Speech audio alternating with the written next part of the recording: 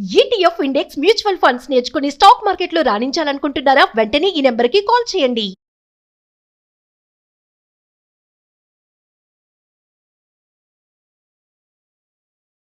అందమైన జీవితం కార్యక్రమానికి స్వాగతం. నమస్తే కళ్యాణ్ గారు. నమస్తే జయ గారు. ఇన్ని రోజులు మనం డీల్ చేసింది, మనం మాట్లాడిన దానికి కొంచెం భిన్నమైన ఇష్యూ అన్నమాట. ఓకే అమ్మా. రజితాని మనకి ఒక అమ్మాయి మెయిల్ చేసిందండి. చాలా విచిత్రంగా అనిపించింది కళ్యాణ్ గారు.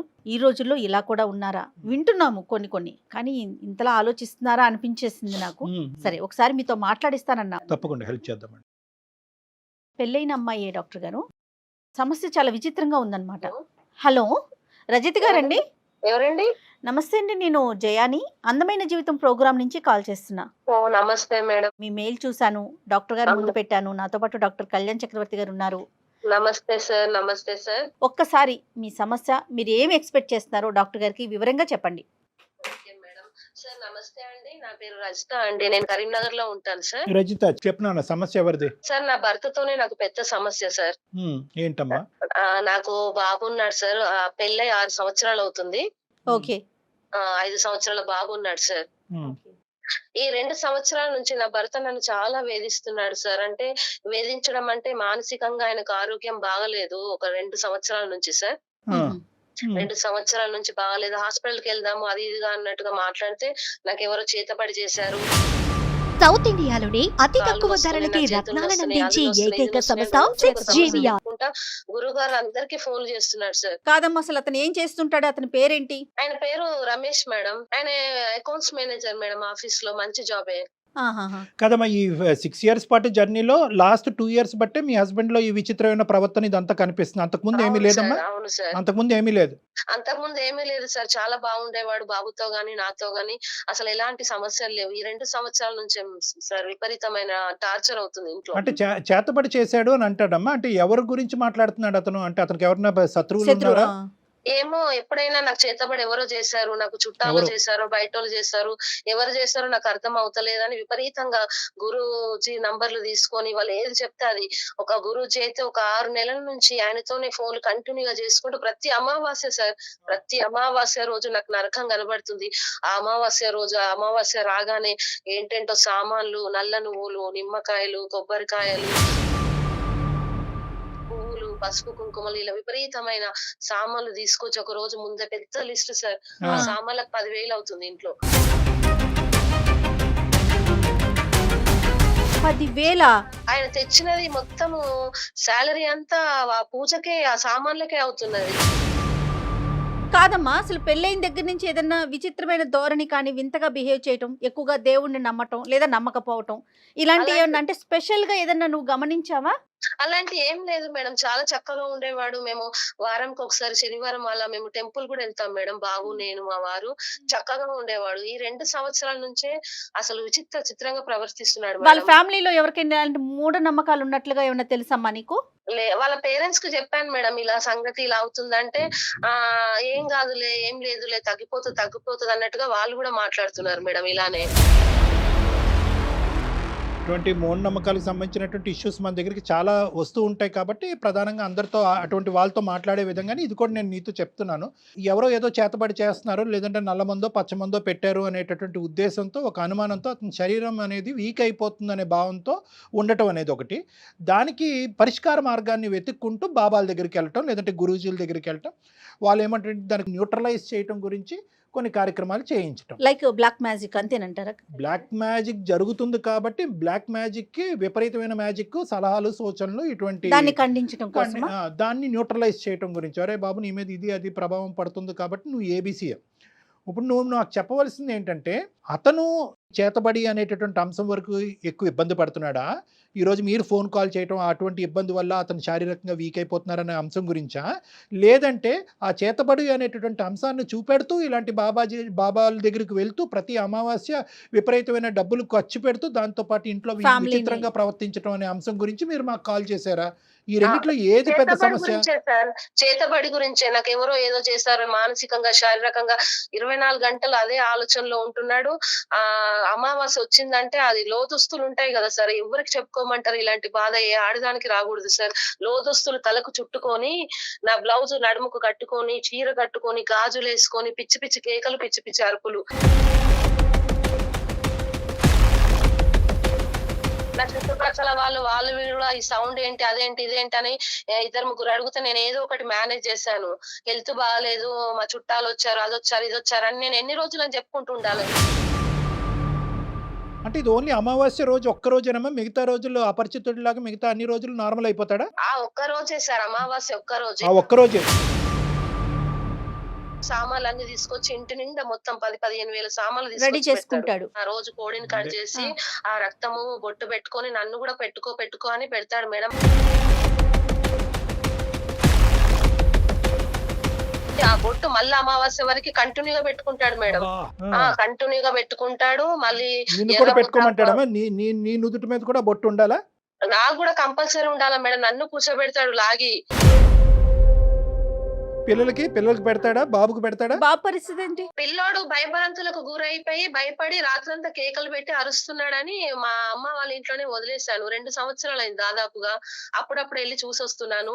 ఈ కోడిని కట్ చేసి బొట్టు పెట్టుకోవడము, అన్నం ముద్దలు ఉంటాయి కదా మేడం, ఆ అన్నం ముద్దకి పసుపు కుంకుమలు కలిపి 3 తోల దగ్గర వేసిరా అని చెప్పడము. ఇదంతా ఎవరమ్మా? అంటే ఇంత పిండి తేవాలి, ఇంత ఇది తేవాలి, ఈ కార్యక్రమం అంతా చెప్పేటటువంటిది ఏమైనా పుస్తకంలోంచి చదువు చేస్తున్నాడా, లేదంటే ఎవరన్నా సూచనలు చెప్తున్నారా అతనికి ఇలా చేయాలని? ఒక గురువు గారు సూచనలు చెప్తున్నారు, దాని ప్రకారం చేస్తున్నారండి. ఆయన ఏది చెప్తే అది దాదాపుగా ఒక 6 నెలల నుంచి ఆయన మాటలే వింటున్నాడు. ఆయన ప్రతిదీ చెప్తాడు, ఆయన చెప్పిందే ఈయన చేస్తాడు డాక్టర్ గారు. కదమ్మా, ఇప్పుడు 2 years బట్టి ఇదే కార్యక్రమం ప్రతిరోజు అమావాస్య జరుగుతుంది కదా, మరి 6 months బట్టే కదా గురూజీ చెప్తున్నది. మరి అంత వేరే కాంటాక్ట్స్ వేరే అన్ని చేశాడు, కానీ ఈ గురూజీని తప్పకుండా పాటిస్తున్నాడు. మరి ఏది 6 months బట్టు అతనే టీచర్, డైరెక్టర్ అంతా ఇతనే? అవును. ఒకవేళ నువ్వు చేయనన్నావనుకో, ఎదురు తిరుగుతున్నావు అనుకో, అప్పుడు ఏమంటాడమ్మా? అమ్మో, ఆయన చెప్పిన మాట వినాలి మేడం, లేకపోతే ఆ రోజంతా పిచ్చి అయ్యి అంత మెంటల్ లాగా ఒక సైకో లాగా ప్రవర్తిస్తాడు ఇంట్లో. కొట్టడము, తిట్టడము, చేతికి ఏదొస్తే అది పడేయడము, విరగొట్టడం, అది చాలా సార్లు జరిగింది. అందుకే భయపడి ఆయన చెప్పినట్టు ఆయన మంచి దారిలో పెట్టాలని ఆయనతో ఉంటూ ఇలా చేస్తున్నాడు. ఈ ఒక్క అంశం తీసి పక్కన పెట్టేసి మిగతా అన్ని ఇష్యూస్ లో బానే బాధ్యతాయుతంగా ఉంటాడా? రెస్పాన్సిబుల్ అయినా అతను? అన్నిట్లో బానే ఉంటాడు. ఇంకా ఇతరత్ర చెడు అలవాట్లు అవి ఏమి లేదు. ఏం లేదు. సంపాదన ఏదైనా ఉంటే కనుక ఇంటికి ఖర్చు పెడతాడు, లేదంటే ఈ పూజా కార్యక్రమాలకి, ఈ మూఢనమ్మకాలకి ఖర్చు పెడతాడు. బాధ్యతాయుతమైన మనిషి. అవును సార్. కాదు నాన్న, కొడుకు కనిపించకుండా పోయాడు అనేటటువంటి ఒక తండ్రిగా అతనికి మనసు పిండట్లేదంటావా?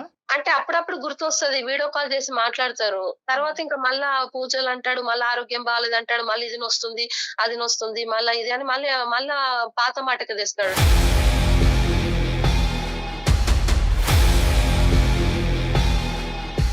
సో కంప్లీట్ గా ఆ లూప్ లోనే ఉన్నాడు కాబట్టి అతనికి కొడుకు మిస్ అయినటువంటి పరిస్థితి గుర్తుకు రావట్లేదు. ఇంకా అన్ని పక్కన పెట్టేశాడు. ఈ పూజ, ఈ మూఢనమ్మకం తప్ప ఇంకో ప్రపంచం లేదు. ఈ పూజ, క్షుద్ర పూజలు, ఆయనకు కావాల్సిన సామాన్లు, ఆయనకు 3 తోవలు ఇవి తీసుకురావాలి, అవి తీసుకురావాలి, సామాన్లు, నల్ల నువ్వులు, కొబ్బరికాయలు అంటాడు, కోడి అంటాడు, పువ్వులు అంటాడు, పసుపు, కుంకుమ, నల్ల బట్ట, నల్ల జాకెట్ బట్ట, బూడిది గుమ్మడికాయలు 3 తోవల పడేయాలంటాడు, నిమ్మకాయలు గడపలకు కోసి కట్ చేస్తాడు. ఏంటంటో ఇంకా గురూజీ చెప్పిన అన్ని తూచా తప్పకుండా పాటిస్తాడు. ఇప్పుడు ఇక్కడ ఇది ఒంటరి పోరాటమా? నీతో పాటు ఎవరన్నా సపోర్టివ్ గా ఉన్నారు? ఇప్పుడు బాబు అక్కడ పెరుగుతున్నా అంటే ఖచ్చితంగా మీ అమ్మ నాన్న వాళ్ళు అడుగుండాలి, ఏమమ్మా బాబు ఇక్కడ ఉంటున్నాడు, ఏంటి మీ ఆయన పరిస్థితి అని. వాళ్ళకి తెలుసా ఇదంతా?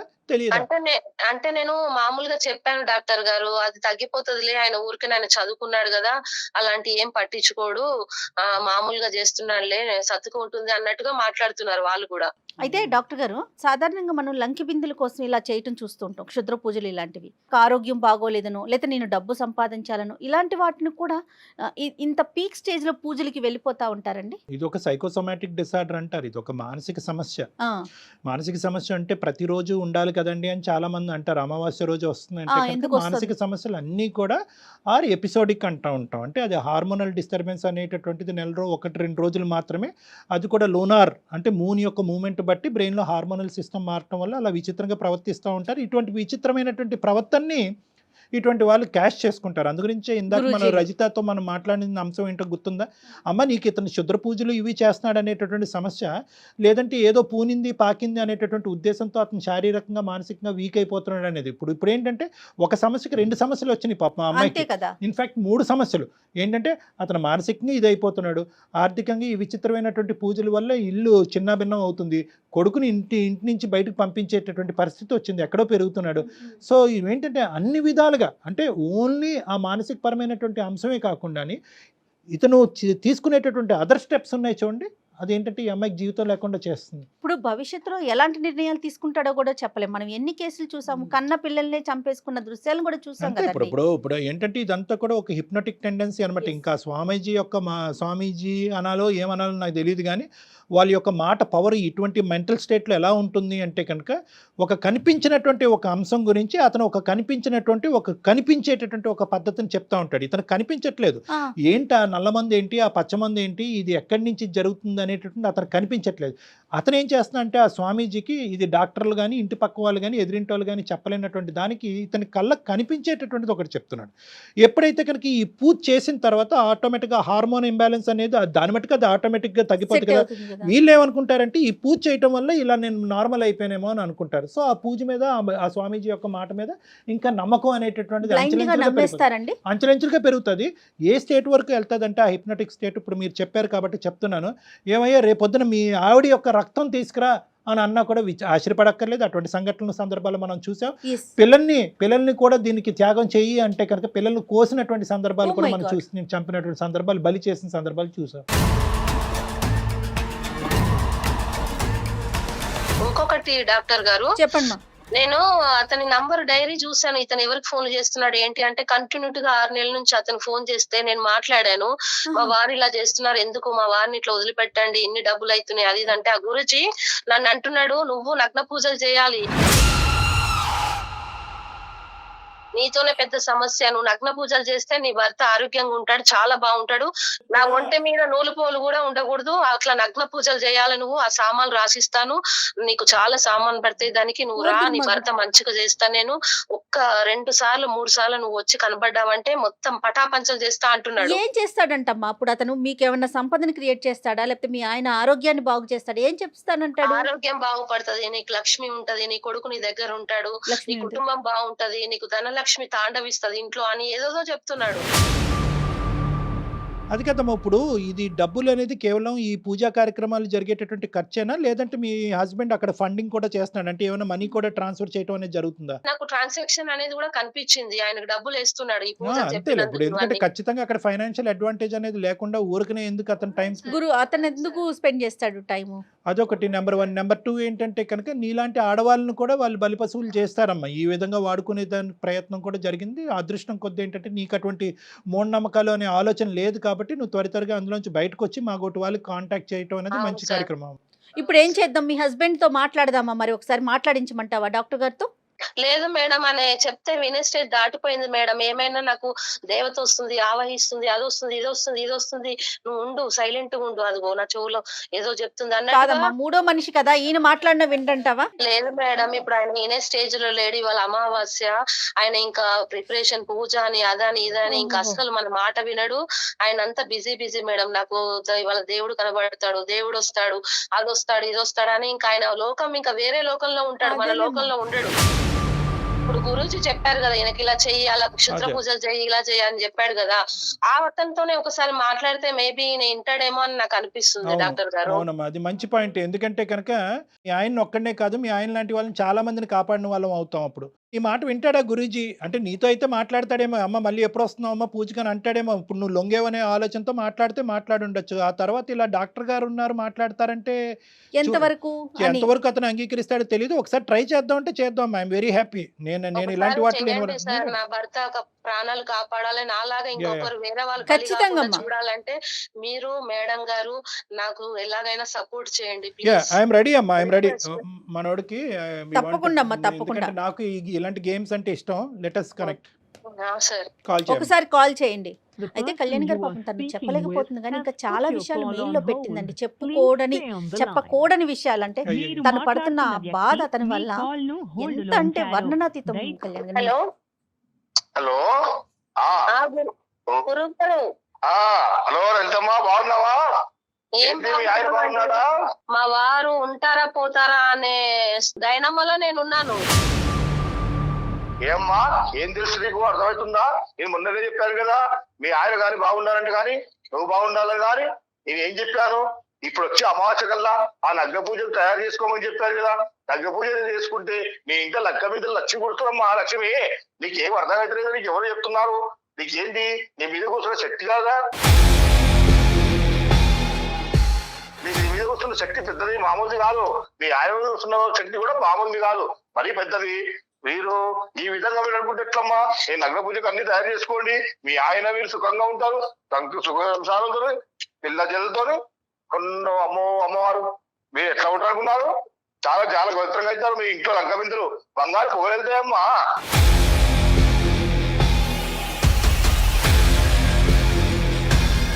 మా వారు అసలు పూర్తిగా నా మాట వినకుండా అయిపోయాడు. దేవుడు వస్తున్నాడు, ఇదిగో వస్తున్నాడు, అదిగో వస్తున్నాడు, మాట్లాడకు, అదిగో గాలిలో కనిపిస్తున్నాడు అన్నట్టుగా మాట్లాడుతుంది. అమ్మవారు అభిమారు అనగాము. నా ఇంట్లో కూడా ఇదిగో దెయ్యాలని కట్టేసినా ఇక్కడ శక్తులంతా కట్టేసిన, దానికి కూడా అమావాస్య రక్తదానం చూపిస్తాను. మీతో కూడా మీకు కూడా మీరు వస్తే మీ పూజ కూడా చేసి మీకు కూడా లగ్న పూజలు చేపించి ఇలాంటి అమ్మవారికి నేను చిట్టు చేస్తే నేను ఏమనుకున్నాను, అమ్మవారికి అభిషేకం చేయాలి అంటే అమ్మవారికి ఉండదలగా నేను చేసే దాంట్లో ఎట్లా ఉంది తెలుసా? నేను చేస్తే ఎంత చేసిన పిశాచులు కానీ, ఎంత చేసిన దెయ్యాలు కానీ ఇట్లా ఇట్లా ఇట్లా కట్టేసుకొని తీసుకొస్తానండి.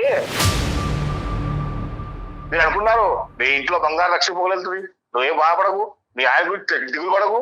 నేను వశీకరణ కానీ ఏది కానీ ఇది ఇచ్చినంటే అది కట్టుగా ఉంటుంది. కానీ మీరు ఎందుకమ్మా నీకు డౌట్? నువ్వు చేస్తారుగా ఈసారి. మరి నేను చెప్పింది ఏం చేశావు? ఇంతకు నేను ఏం చెప్తాను? గురుగారు నేనెవరండి మధ్యలో?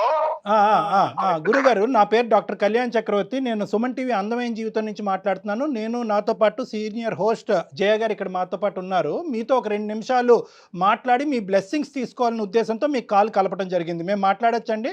అయ్యో సుమన్ టీవీ వాళ్ళ అయ్యా, సుమన్ టీవీకి ప్రాబ్లం వచ్చిందా? అదే మిమ్మల్ని మీతో మాట్లాడటం మొదలు పెట్టగానే మా సమస్యలన్నీ మాకు గుర్తొచ్చినాయి. మీ బ్లెస్సింగ్స్ కావాలి. అయితే ఏంటంటే ముందుగా మాకు మీ ఈ నగ్న పూజల యొక్క ప్రొసీజర్ కావాలి. అంటే నగ్నంగా మేము ఉండాలా, మీరు ఉంటారా?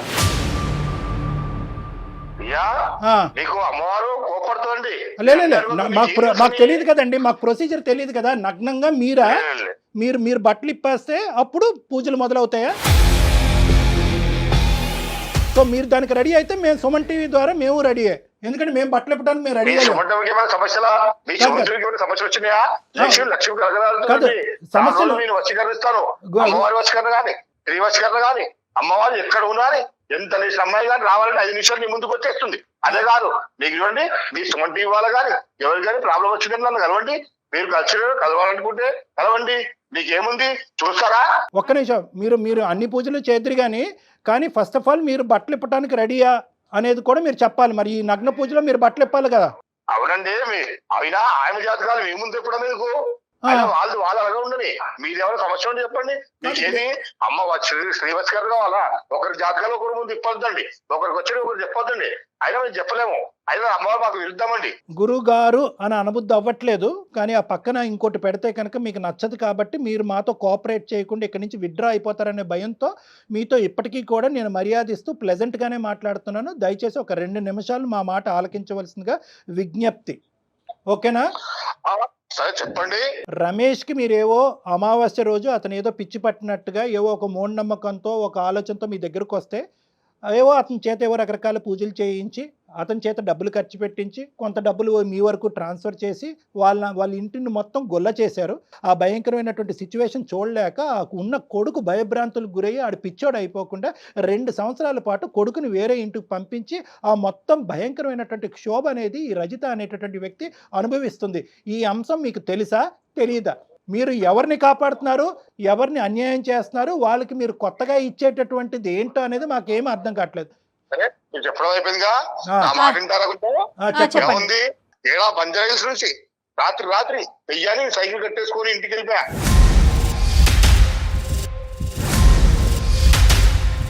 దెయ్యాన్ని సైకిల్ కట్టుకుని ఇంటికి వెళ్ళిపోయావు.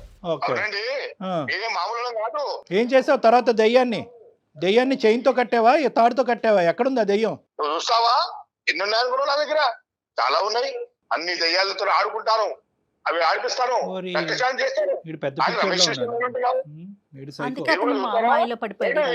మీకు కూడా లంక మీద కలిగే అవకాశాలు వస్తాయి.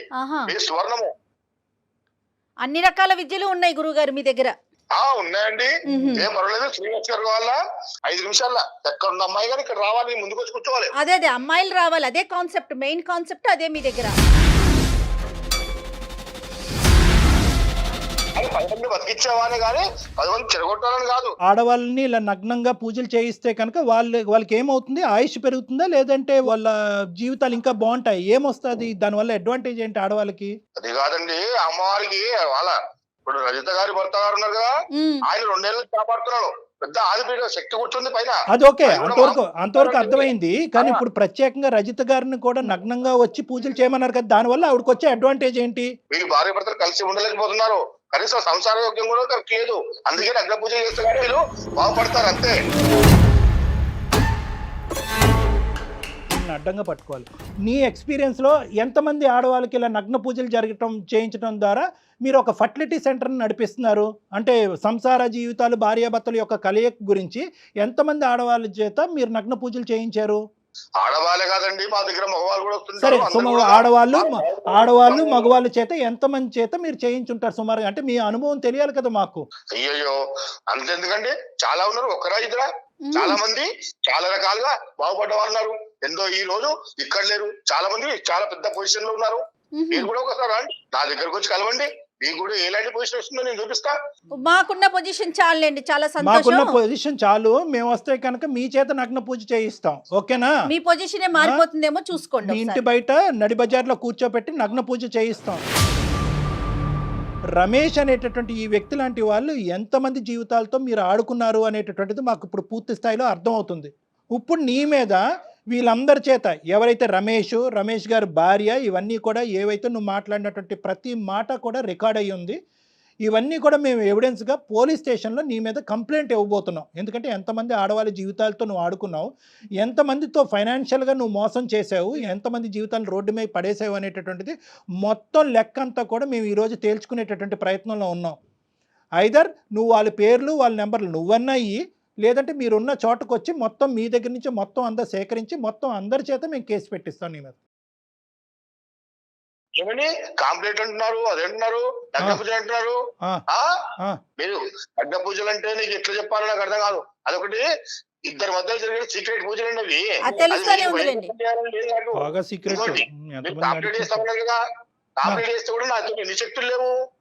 ఒక్క శక్తి పొందాలంటే నువ్వు నీ మనసు మారి నువ్వు తిరిగి రావాలి. జోబులో పెట్టుకోండి శక్తులన్నీ. మాట్లాడడం నాకెందుకండి? ఉండండి, సరే చూసుకుందాం. మాలాంటి వాళ్ళతో మాట్లాడరా, నమస్కారం నాయన పెట్టేసాయి. కాదు కళ్యాణ్ గారు, ఆ గురువుతో అతనితో మాట్లాడితే అంటే తను చెప్పాలనుకున్నదే చెప్తున్నాడు తప్ప మనం అడిగిన దానికి, మీరు అడిగిన దానికి దేనికి సమాధానం చెప్పట్లేదు. అతని మానసిక పరిస్థితి కూడా ఏదైనా వీక్ గా ఉందనుకోవాలా, లేకపోతే అతను తెలివైన వాడేనంటారా? లేదు, ఇప్పుడు అతను ఏంటంటే మన ప్లాట్ఫామ్, మన కాన్వర్జేషన్ కూడా అతను మార్కెటింగ్కి వాడేసుకుంటున్నాడు సుమన్ టీవీ ద్వారా. ఇప్పుడు ఏంటంటే ఇటువంటివి ఉంటాయి, ఈ క్షుద్ర పూజలు, ఈ పూజలు, లంకి బిందులు, ఇలాంటి పూజలు చేయటం వల్ల ఎంతో మంది ఇళ్లలోంచి దెయ్యాలు బయటకు పంపించేసాము, వీళ్ళ జీవితాల్లో ఎంత కళను నింపామంటే కనుక నిజంగా మన సమస్యకి ఎక్కడ పరిష్కారం రానప్పుడు ఇటువంటి గురూజీలు ఉంటారు అనేటటువంటి ఆలోచనతో ఎవరన్నా ఈ ఎపిసోడ్ చూసిన వాళ్ళు ఆ విధంగా కనెక్ట్ అవుతారేమో అనే ఆశతో ఈ ప్లాట్ఫామ్ని మార్కెటింగ్ స్టేజ్ కింద వాడేసుకుని ఒక అర్థం కానటువంటి భాషను మాట్లాడుతూ మన ప్రశ్నను డివేట్ చేస్తూ ఇంకో దోవలోకి పంపించేటటువంటి మ్యానిపులేటివ్ బిహేవియర్. సో ఏంటంటే అక్కడ ఇతను ఏంటంటే ఒక పిచ్చోడ్లాగా ప్రవర్తిస్తున్నాడు, కానీ పిచ్చోడు కాదు. ఇతను ఏంటంటే ఒక మ్యానిపులేటివ్, ఒక కన్నింగ్ కాన్ అంటూ ఉంటారు. ఇలాంటి మోసాలను చేస్తూ ఎంతో మందిని అన్యాయానికి గురి చేసినటువంటి ఒక బాగా ఇందులో రాటు తేలినటువంటి ఒక వ్యక్తిత్వం ఉన్న కల్ప్రిట్. చూసారా ఎలా మాట్లాడుతున్నాడో, ఇంకెంతమంది జీవితాలు కాపురాలకు పాడు చేస్తాడో ఏమో. వినమ్మ రజిత, మొత్తం అంతా కూడా న్యాయం చేయండి అని మమ్మల్ని అడగక్కర్లేదు. నువ్వు నీ గడప దాటి నీకు తెలిసినటువంటి ఒకరిద్దరు స్నేహితులతో, కుటుంబ సభ్యులతో మాట్లాడినా న్యాయం దొరుకుతుందమ్మా. సుమన్ టీవీ వరకు రావాల్సినటువంటి అవసరం లేదు. ఎందుకంటే ఇటువంటి మూర్ఖుల గురించి సమాజంలో మాట్లాడటానికి, ఇటువంటి మూర్ఖుల్ని శిక్షించడానికి సమాజంలో ఎన్నో చట్టాలు ఉన్నాయి, ఎంతో హెల్ప్ ఉంది. ఎంతో మంది ముందుకు వచ్చేటటువంటి వాడు మూర్ఖుడు, వాడు పిచ్చోడు, వాడు శాడిస్ట్. ఎంతో మంది ఆడవాళ్ళ జీవితంతో ఆడుకున్నాడు. ఈ ప్రోగ్రామ్ చూసినటువంటి ఎంతో మంది ఆడవాళ్ళు ఎవరైనా చూసుంటే కనుక, ఈ కార్యక్రమాన్ని చూసుంటే కనుక వెంటనే మాకు కాంటాక్ట్ చేసి ముందుకొచ్చి ఇటువంటి వాడి మీద కంప్లైంట్స్ పెట్టి వీడిని కటకటాలు వెనకతలు తోసేటటువంటి ప్రయత్నంలో మనందరం కూడా చేయగలపాలి అనేది నా ఉద్దేశం. అందుకే నాలాగా ఎవరు బలి కాకూడదని నేను మిమ్మల్ని అప్రోచ్ అయ్యాను డాక్టర్ గారు. మీలాంటి వాళ్ళు నువ్వు బయటికి రావాలి, పోలీస్ కంప్లైంట్ చేద్దాం. పోనీ నీకు భయంగా అనిపిస్తోంది, నువ్వు వెళ్ళలేను అంటే ఎట్లా వెళ్ళాలి, ఎవరితో మాట్లాడాలి మేము చెప్తాం. సుమన్ టీవీ తరపున నేను ఉంటాను ముందుకి. ఇతని గుప్పెట్లోంచి రమేష్ని బయట వేయటం, ఓకే, ఇతన్ని శిక్షించటం, ఇతన్ని బయట వేయటం అనేటటువంటిది నెంబర్ 1. నెంబర్ 2 ఏంటంటే రమేష్ యొక్క మానసిక పరిస్థితిని సెట్ చేయటం అనేది ఫేజ్ 2. ఎందుకంటే ఇప్పుడు వీడైతే బయటకు వెళ్ళిపోయాడు, ఈ విధంగా ఫోన్ చేసి ఈ గురూజీని అతని జీవితంలోంచి బయటకు పంపించేసి ఇంత భగవంతుడిని ఇంత దేవుణ్ణి అతని జీవితంలో బయటకు పంపించేసామని చెప్పి రమేష్ పిచ్చి ఇంకా ఎక్కువ అవ్వచ్చు, నీ మీద ఇంకా ఖర్చు పెట్టుకుని నీ మీద కక్ష సాధింపు చేయొచ్చు. కాబట్టి ఇక్కడ రెండో అంశానికి కూడా మేము సహాయపడతాం. ఒకటి ఏంటంటే కనుక సామాజిక పరమైనటువంటి అంశం, ఇటువంటి భయంకరమైనటువంటి మనిషి కటకటాలు వెనకాల వెళ్ళాలి, చట్టపరమైనటువంటి చర్యలు తీసుకోవటం అనేది ఒక ఎత్తు అయితే కనుక, రెండో అంశం ఏంటంటే కనుక రమేష్కి సరైనటువంటి మెంటల్ హెల్త్ ట్రీట్మెంట్ ఇవ్వడానికి నేను ముందుకు వస్తా. రైట్. ఎందుకంటే ఈ కాల్ కట్ చేసిన తర్వాత ఎప్పుడైతే ఈ వాతావరణం, ఈ పూజ ఏదో కార్యక్రమం ఈ రోజు అయిపోద్ది కదా, రేపు కానీ ఎల్లుండి కానీ అవతల ఎల్లుండి కానీ రమేష్ కొద్దిగా చల్లబడతాడు. చల్లబడిన తర్వాత నేను నీకు ఫోన్ చేస్తా. నాకు ఫోన్ కాల్, వీడియో కాన్ఫరెన్స్లో నేను రమేష్తో మాట్లాడి, రమేష్కి వీడియో కాన్ఫరెన్స్లోనే నేను కన్విన్స్ చేసుకుని కౌన్సిలింగ్ చేసుకుని నా క్లినిక్ నేను రప్పించుకుంటా. వాస్తవానికి స్వామీజీ నా రూమ్లోనే ఉన్నాడు రా బాబు అనేటటువంటి విధంగా నేను కన్విన్స్. కానీ కళ్యాణ్ గారు, ఈ లోపు స్వామీజీ అతనికి రమేష్కి ఫోన్ చేసి కనుక ఇదంతా జరిగింది చెప్తే, అందుకని ముందు మనం స్వామీజీ మీద యాక్షన్ తీసుకోవాలి. ఫస్ట్ స్వామీజీ మీద యాక్షన్ తీసుకుంటామా, తక్షణంగా ఈ ఫోన్ కాల్ పెట్టయిన తర్వాత ఇమీడియట్గానే మనం యాక్షన్ తీసుకుంటాం. సో దట్ దాని ప్రభావం నీ మీద పడకుండా ఉంటుంది. తర్వాత ఏంటంటే రమేష్ను కూడా ఇండైరెక్ట్గా ఇన్ఫ్లుయెన్స్ చేయకుండా ఉంటుంది. That is step 1. స్టెప్ 2లో ఏంటంటే ఇందాక నేను చెప్పినట్టుగా రమేష్ని నేను కన్విన్స్ చేసుకుని వీడియో కాల్ కౌన్సిలింగ్ ద్వారా నేను నా క్లినిక్ రప్పించుకుని అతన్ని కన్విన్స్ చేసుకుని అతనికి సంబంధించిన కౌన్సిలింగ్ కానీ మెడికల్ ట్రీట్మెంట్ కానీ ఇప్పించే ప్రయత్నం నేను చేస్తానమ్మా.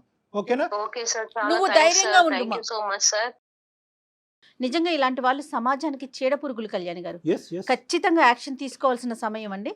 చట్టపరంగా అమ్మాయికి హెల్ప్ చేద్దాము, మానసికంగా అతన్ని మార్చడంలో మీ వంతు ప్రయత్నం. ఎందుకంటే అమ్మాయి ఇక్కడ రమేష్ని మనం హెల్ప్ చేయకపోతే ఇంకో గురూజీ తగులుకుంటాడు రమేష్. ఎందుకంటే ఇటువంటి వాళ్ళు పుట్టగొడుగుల్లాగా వీధికి ఒక ముగ్గురు ఉన్నారు కాబట్టి ఇది ఒక ఫ్రీ మనీ, ఈజీ మనీ, మాటల ద్వారా గారెడ్డి చేసి ఇటువంటి వాళ్ళని గుప్పెట్లోకి లాక్కుని ముంచేసేటటువంటి ప్రయత్నానికి ఈజీ మనీకి చాలా మంది ఉంటారు.